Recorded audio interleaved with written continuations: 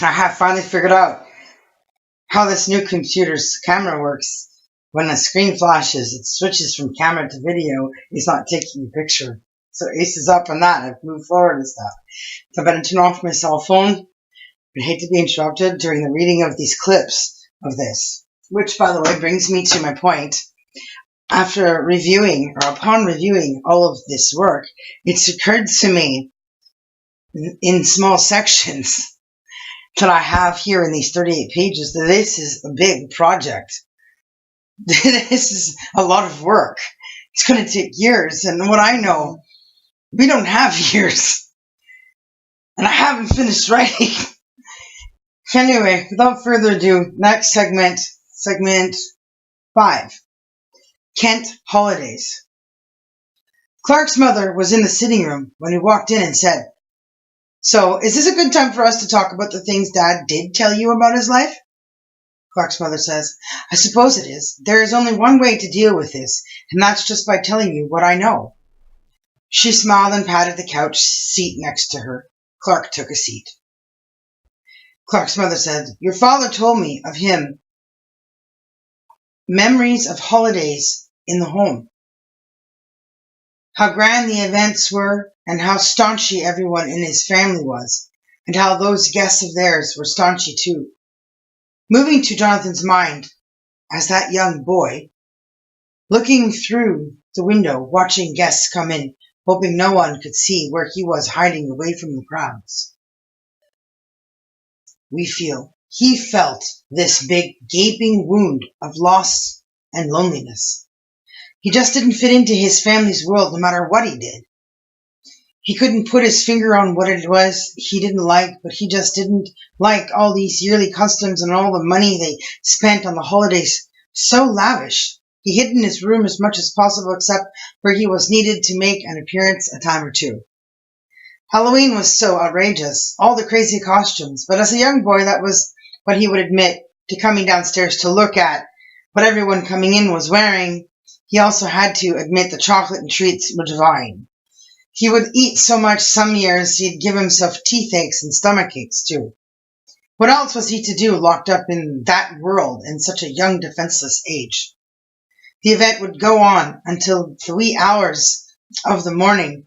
Last guests would leave around 2 a.m. and all the excitement was always kept Jonathan awake. He could never bring himself to fall asleep until the guests were all gone and all the music sounds that reeked through the halls of the house were done playing. And then there was Christmas. Jonathan's mother calling up to her son. His mother's name is Rose. "Jonathan, please come downstairs and join the family. It is Christmas Eve and time to exchange gifts with everyone." Jonathan loved Christmas best. It was the one time of year that he was excited about the prospect of what new things he might like from his family that sat so beautifully wrapped under the tree. Jonathan: "Okay, Mother, I'm on my way." But Jonathan didn't so much like the hanging with his huge family of aristocrats. It wasn't much like them at all. In the large dining area, where everyone was sitting around the table and still munching away on Christmas delights, he took his seat. In front of everyone, on the table, there were gifts for each person to open. This year, Jonathan had a fairly large box standing upright, so as to fit on the table. Jonathan's father: "Glad you could finally join us, my son. It has been unanimously decided that since you are the youngest at the table, everyone agrees that you should open your gift first." Jonathan: "Yes, Father. Thank you, everyone. I'm so grateful for the family I have," he said, not sure under his breath how much he meant that part. He carefully lifted the big box down onto the floor and got comfortable himself and began unwrapping it. Jonathan: "Oh my goodness! Oh my goodness! However did any of you know? I swear I never peeped a word to anyone." He quickly tore into the rest of the wrapping paper after the initial tear gave away that he had been given a train set.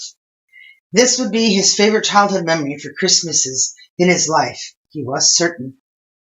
Jonathan, looking at his older brother: "You told someone, didn't you? I told you. And you told Mom or Dad or someone. Why? I could just hug you to death for this, because I truly wasn't expecting this. When he was done with the wrapping paper, he did just that. He went around the room and cordially hugged his family members for the best gift ever. After seeing this fine train set, young Master Jonathan didn't care much what else was under the tree. He got the one thing he was wanting all year and didn't ever expect would happen. He liked to pride himself on being simple and easy to be happy. But he had to admit he was excited about tomorrow morning, especially if this is how the night before just went. Rose opens hers. Oh, my honey, you shouldn't have. It's delightful. Another diamond necklace. I will wear it tomorrow, of course. Rose's husband. Yes, that was the idea of why I gave it to you tonight, my dear. But this necklace is more than beautiful. More beautiful than the others, isn't it? Look at that stone that sits in the middle. Why, as soon as I laid my eyes on it, I knew it was for you, and that you must have it for this Christmas. Jonathan, thinking to himself that his dad probably had the butler buy it for her because he was too busy, a guilt relief gift sort of thing for his father, he chuckled before saying, Why, Mother, please do put it on. Let everyone in the room see how perfect it is on you. Rose smiled. All right, but just for a moment. As I said, I am looking forward to wearing it with my Christmas outfit tomorrow when everyone can really see how it stands out. She took the necklace she had on and had her husband do it up. She wore it for about a moment and everyone went, ooh, ah, and gasped. It was stunning. Jonathan, however, was used to his mother donning all kinds of shiny, sparkly items from all over her body, her fingers, her wrists, her ears, and neck. Jonathan swears his first memory as a baby was diamonds on his mother. So, one by one, everyone got to take their turn, and soon everyone's gifts were all open. And that's when Jonathan started yawning. With all the aunts and uncles and cousins and his grandparents and siblings, it must have been well after midnight before the day was finally done. Jonathan, can I go to my room now? I'm very tired and I wish to go to bed straight away. I want to be rested for the morning. Everyone in the room hugged young Master Jonathan one by one good night, and his mother waved him off to bed when she was done. He grabbed his train set box and ran carefully and quickly to the stairs and up to the top and straight to his room. He was too tired to play with it tonight, but he was certain it would be the only thing he'd want to play with all day tomorrow. From the top of the stairs he yelled, Good night, everyone! They all said good night back, and off to his room Jonathan went, from there for a good night's dream. Boy, was he ever looking forward to the morning. This one Christmas. Clark's mother. And there you have it. That is what he told me about living in a castle full of rich people. Clark. So, he told you this when you guys were dating? Clark's mother. Yes, years before I ever knew I was certain to become his wife and your mother. He might not have been completely contented with his life as a young boy, but he was certain to share the good times with me.